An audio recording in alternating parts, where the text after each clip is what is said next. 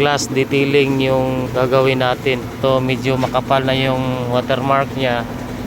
Basic lang to par. Ito yung mga pinagbabawal na technique. Ato ang gigamit par, vintage na ni siya nga kuan. Ang pangalan lang ani watermarks remover. Tuod na mo gani par mo na inani og naong. Ito ang gamiton lang ani toothbrush.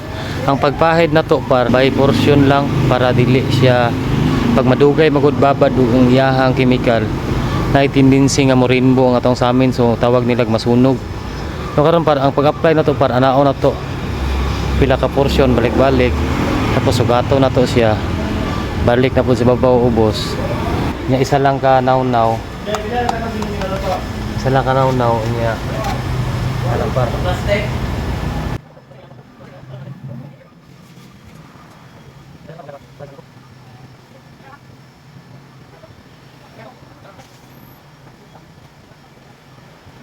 after na par natuwa na siyang trapuhan para mauga para uga rapuhan kaya sa niya pagkahuman na pinisingan na to na siya og as in pure uga para mawala gitu yung chemical pat diba? Kanira kayo